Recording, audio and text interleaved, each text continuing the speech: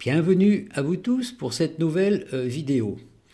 Alors aujourd'hui, j'aimerais partager avec vous quelques informations en relation avec la nouvelle lune et aussi l'éclipse solaire qui doit avoir lieu ce soir, donc à 20h22, enfin heure française, qui fait en fait 18h22, on peut dire sur le plan au niveau de l'heure solaire.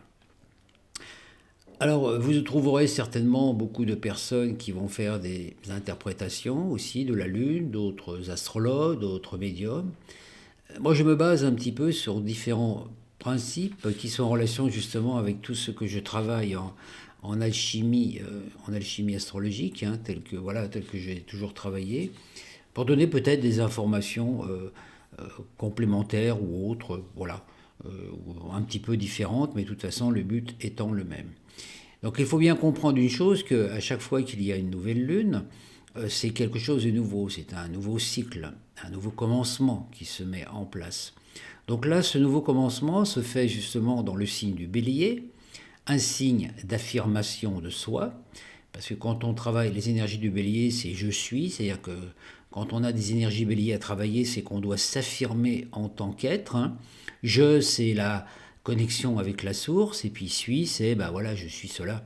Hein, c'est une définition, on peut dire une affirmation de soi, sous une identité particulière. Donc tout nous est donné en tant qu'individu pour que nous puissions justement définir enfin à qui je suis. Donc la plupart du temps, on ne sait pas trop qui on est, puisqu'on est un amalgame de pensées, d'informations qui sont venues un petit peu de partout. Donc là, l'important, c'est de dire quelle est mon intention. Voilà. Donc tant que notre mental, hein, qui est en relation avec la partie adamique, on peut dire de l'esprit, est immergé dans des croyances, dans des préjugés, dans des pensées du passé, automatiquement, il maintient notre côté féminin, notre émotionnel, notre Ève, dans les mêmes fonctionnements. Donc tant que le mental est immergé dans des croyances du passé, l'émotionnel est immergé dans le passé, ça va provoquer des réactions instinctives dans le corps qui font qu'on va vivre un présent identique au passé. Mais dès que l'énergie, la particule d'esprit Adam en nous est libérée du passé, c'est-à-dire que bon voilà, nettoyer, juste du passé, ramener peut-être, garder des informations, on peut dire des leçons de vie qui ont été comprises tout au long de nos incarnations, hein, donc on peut dire un savoir expérientiel. À partir de là, on va pouvoir y mettre des intentions nouvelles, des nouvelles idées qui vont venir de la connexion avec la source et qui vont nous permettre de créer un autre futur qui, se répercutant sur notre présent, va modifier notre présent actuel. Alors, cette nouvelle, on peut dire cette nouvelle lune est en relation avec ça, puisqu'une nouvelle lune avec une éclipse indique justement que la lune est devant le soleil, donc on peut dire que la lune cache le soleil. Alors la lune, c'est quoi? La lune, ça représente pour nous l'inconscient collectif, donc aussi le voile matriciel qui nous maintient dans l'illusion, hein. Donc la lune n'est pas ennemie du soleil, puisque la lune c'est la grande tisseuse de rêves, hein, la Maya. Donc quand nous sommes arrivés dans ce monde, la lune nous a apporté, nous a tissé on peut dire des réalités, des scénarios, des films en relation avec ce qu'on lui demandait, consciemment ou non. Donc on a été, chacun d'entre nous est le tisseur, on peut dire, l'inducteur de ce que la Lune a tissé. Donc la Lune dit, bon, tu veux ça, je te dis ça. Tu veux un pull comme ça, je te tisse un pull comme ça. Tu veux une destinée comme ça, je te tisse une destinée comme ça. Voilà.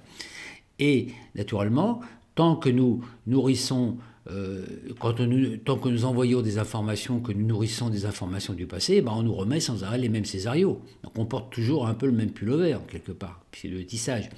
Donc dès l'instant qu'on fait un travail alchimique, on nettoie la Lune, et pour pouvoir se tisser des rêves, des scénarios de vie qui correspondent à ce qu'on a vraiment envie, nous, et non pas ce qui dépend du collectif, des croyances collectives, parce que nous sommes dans une matrice de rêves, mais chacun d'entre nous a pour but d'exprimer le divin, son rêve, sous une forme particulière par rapport à nos affinités, nos goûts artistiques, nos goûts musicaux, voilà, nos énergies, etc.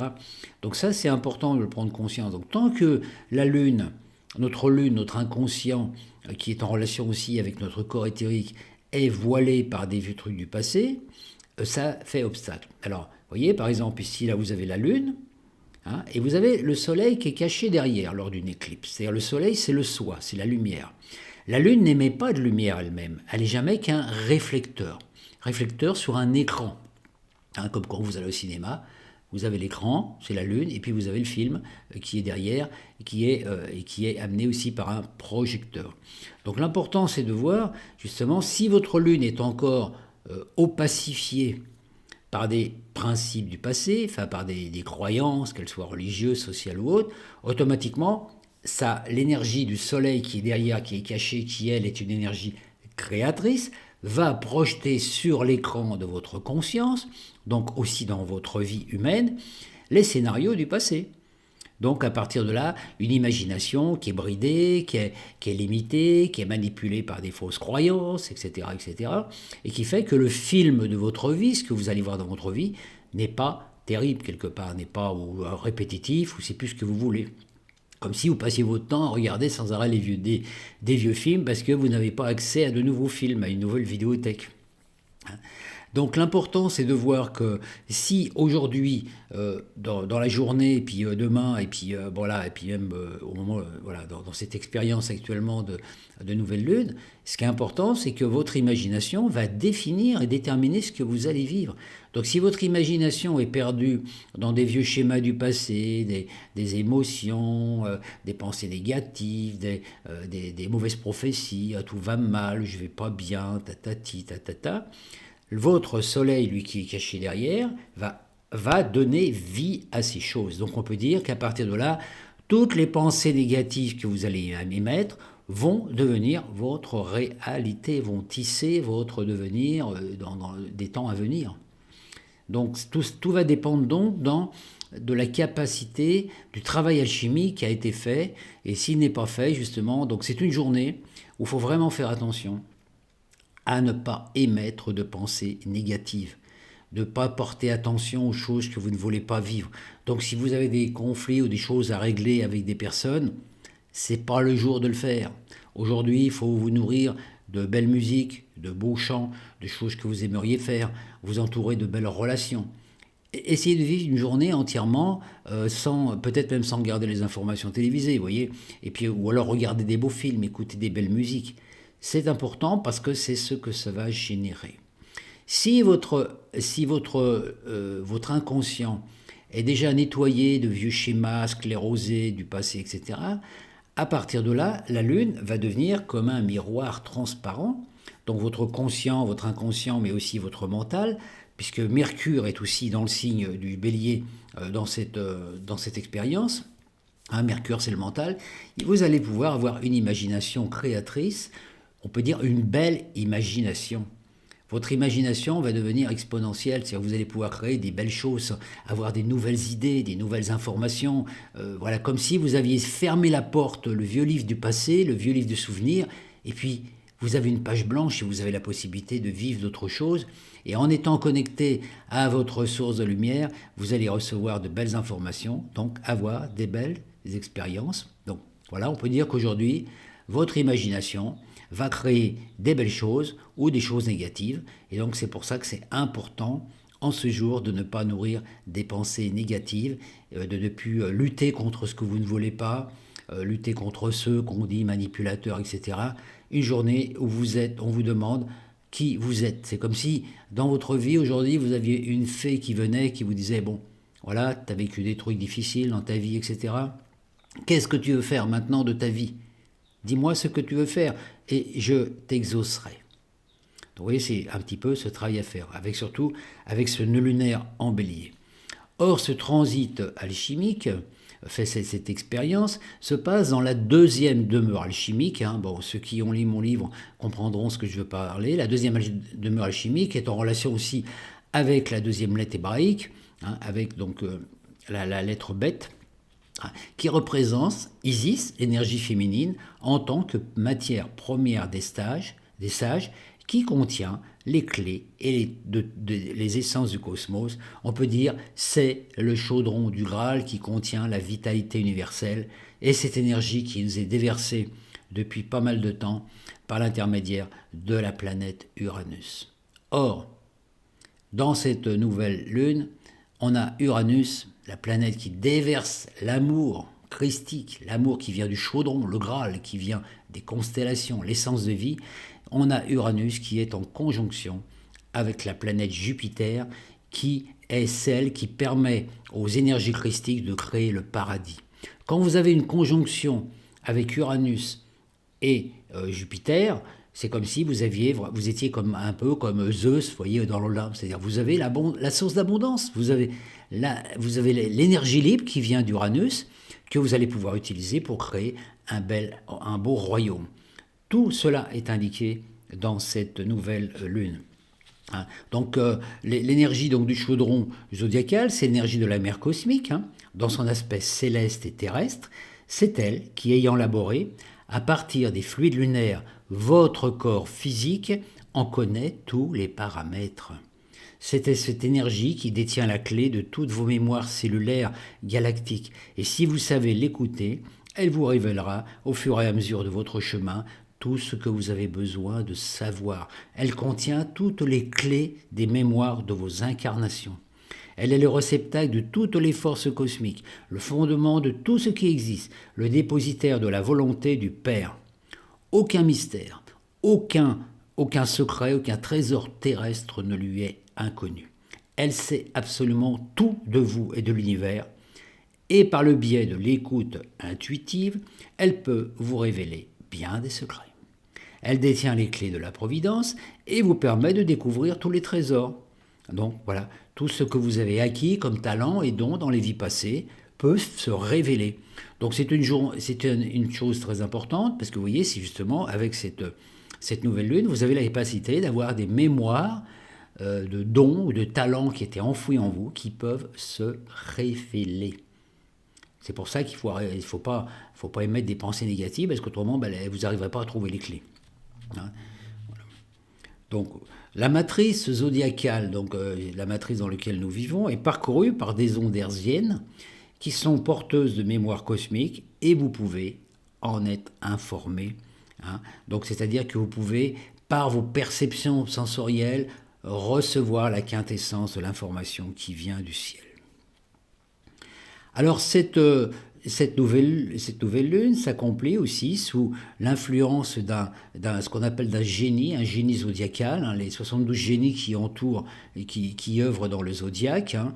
Ceux qui connaissent un petit peu ce principe de 72 génies ou qui ont écouté d'autres vidéos là-dessus, j'en ai parlé, savent ce que c'est. Donc aujourd'hui, l'ange qui va régir cette chose, l'ange c'est une énergie de vie qui vient du cosmos, hein, c'est pas un petit être avec des ailes, hein, c'est une énergie, un fluide d'énergie qui entre en vous, et à partir de là, vous allez pouvoir, excusez-moi, j'ai une vidéo, voilà, faut que je mette du courant pour continuer le travail.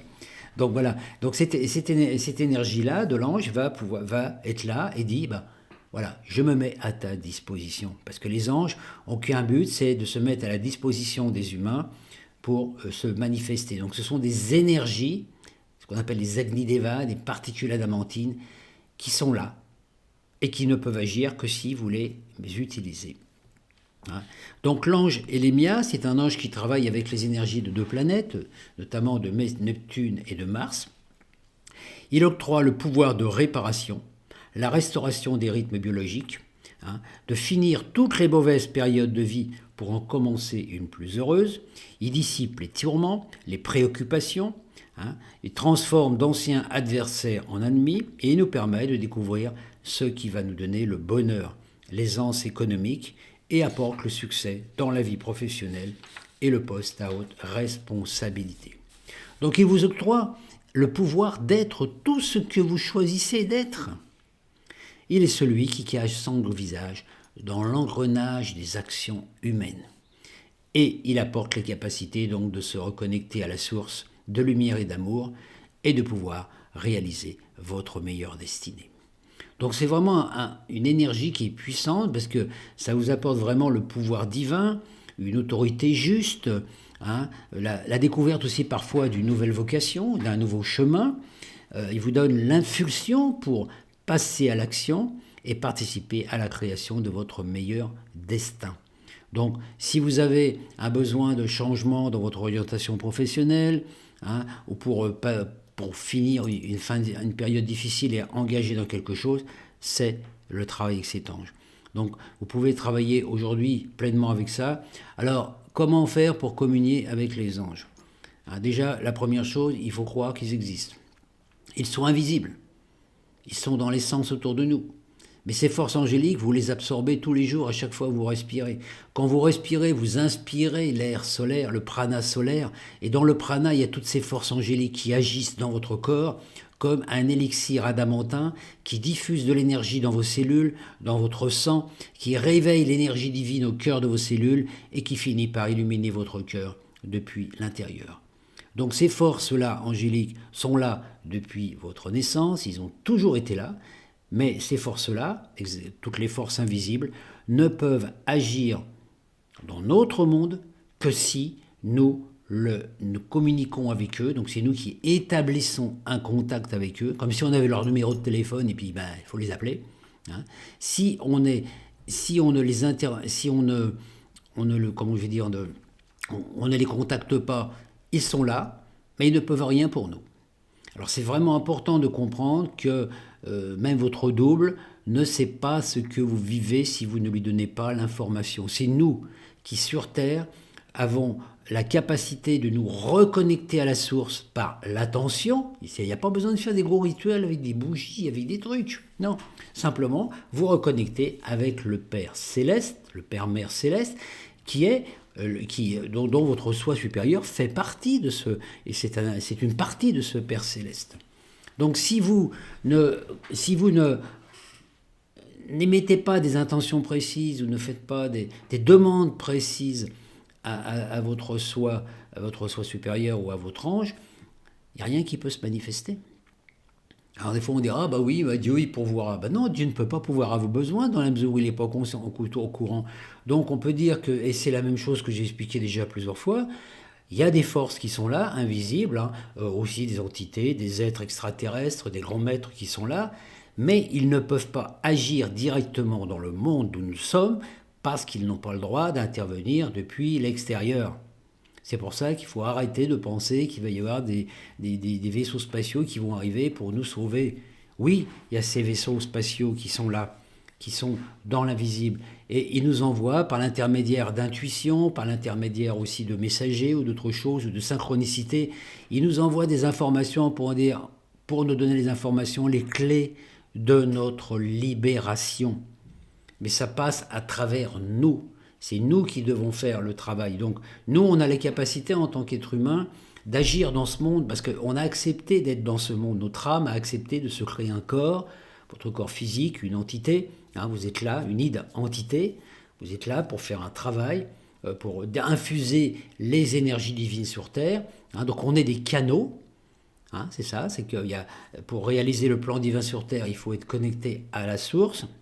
Parce que notre esprit humain peut vouloir créer des belles choses, mais on est limité dans ce monde par les informations matricielles et puis aussi par le manque d'énergie, puisque nous disposons à peu près entre 5 et 10% de la lumière source. Mais quand nous nous reconnectons à cette source de lumière, à cette source de vie qui nous anime, qui est cette énergie aussi christique qui donne la vie, Christ c'est l'énergie qui permet la manifestation, à partir de là, tout s'accomplit.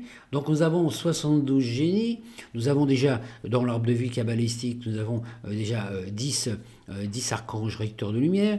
Il y a aussi des êtres qui sont sur d'autres plans. Il y a énormément de monde dans l'invisible, de structures hiérarchisées, puisque les génies de la Kabbale aussi ont tous une fonction. Il y a certains génies, leur fonction c'est d'apporter de l'argent, de permettre il y en a d'apporter l'abondance, l'autre ça va être la guérison, l'autre ça va être la capacité de vous guérir de ceci, de cela. Chaque ange a une spécialité, c'est structuré, hiérarchisé, exactement comme quand vous allez dans l'administration ou dans une boutique, si vous allez dans l'épicerie, vous n'allez pas demander des clous.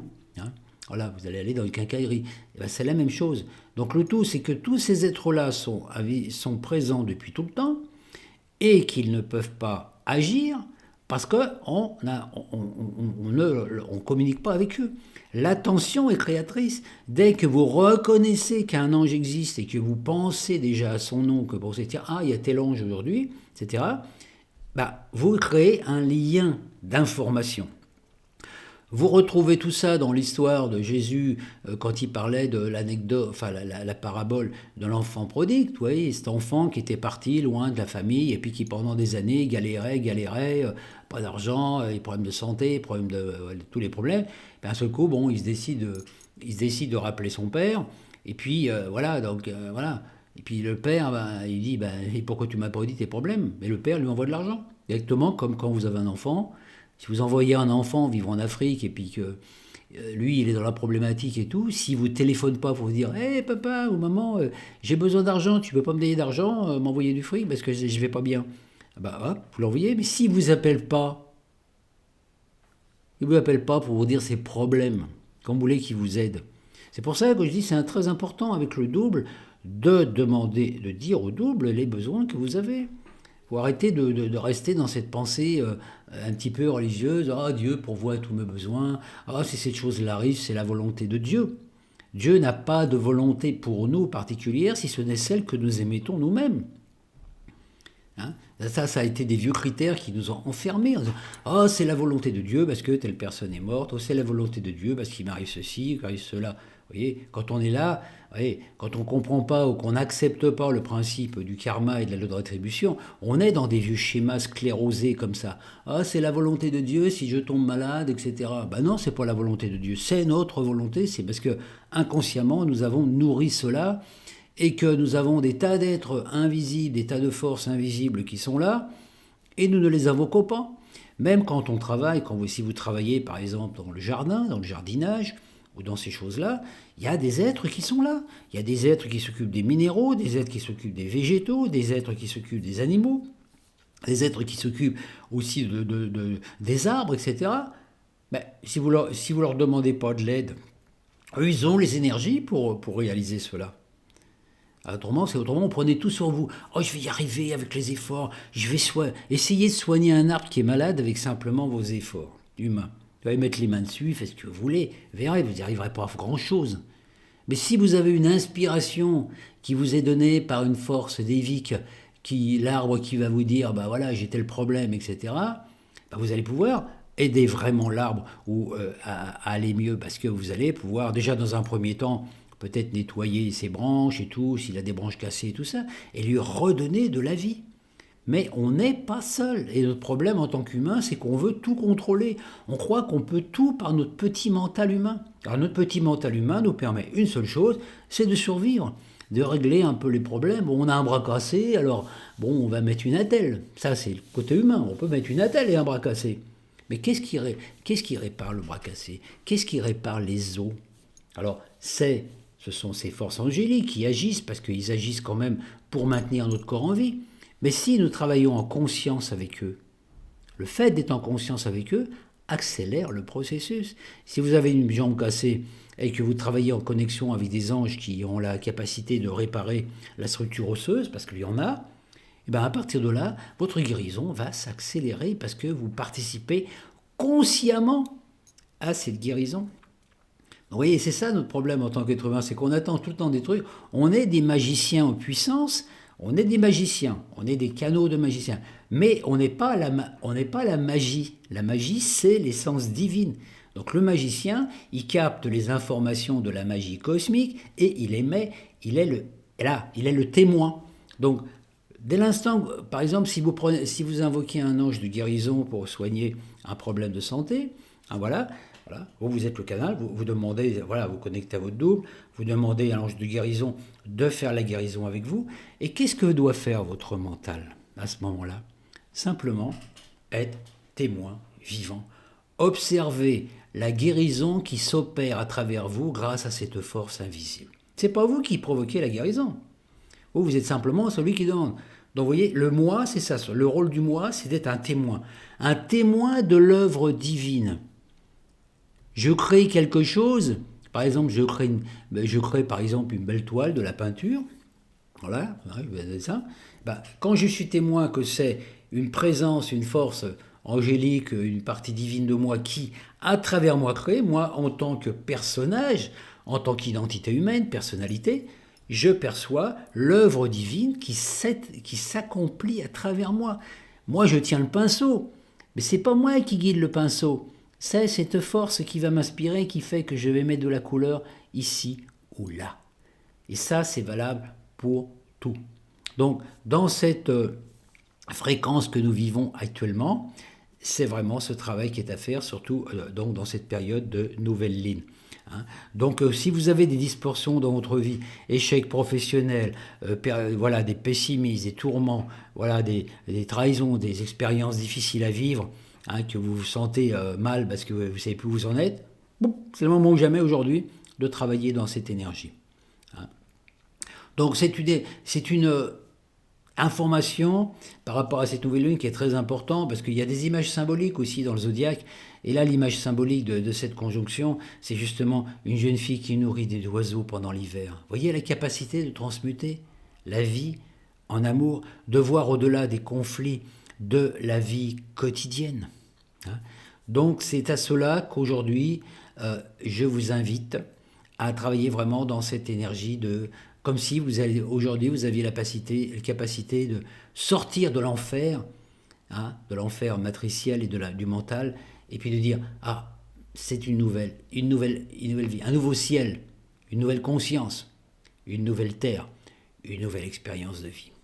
Donc tout va dépendre aussi de vous, hein, aujourd'hui, bon naturellement, et dans 14 jours, quand il y aura la pleine lune, vous verrez déjà, même avant, et vous verrez déjà des résultats dans votre vie de certaines choses. Donc à la prochaine pleine lune, vous verrez les résultats de ce que vous avez conceptualisé en ce jour. Donc je vous invite à justement aujourd'hui à ne nourrir que des bonnes énergies. C'est très important d'avoir une imagination claire, limpide, et ben, peut-être d'éviter aussi certaines relations conflictuelles aujourd'hui si vous en avez autour de vous. Hein. Et si vous avez par exemple aussi des conflits à régler avec vos parents, hein, des conflits avec vos parents, par exemple des rancunes que vous avez envers papa, maman ou envers vos enfants, c'est aussi le jour et indiqué pour nettoyer tout ça. Alors ça ne veut pas dire que vous allez aller voir votre père, votre mère aujourd'hui pour faire la réconciliation, pourquoi pas. Mais surtout la faire sur le plan psychique. Vous libérer de pas... Parce que le soleil, ça représente le père, la lune, c'est la mère. Tant que vous avez des problèmes avec votre père ou votre mère, vous avez des problèmes avec votre soi et votre conscience, et puis aussi naturellement votre corps physique, puisque c'est l'énergie féminine qui crée le corps. Voilà ce que je voulais partager aujourd'hui avec vous, et je vous souhaite une très belle journée. À bientôt.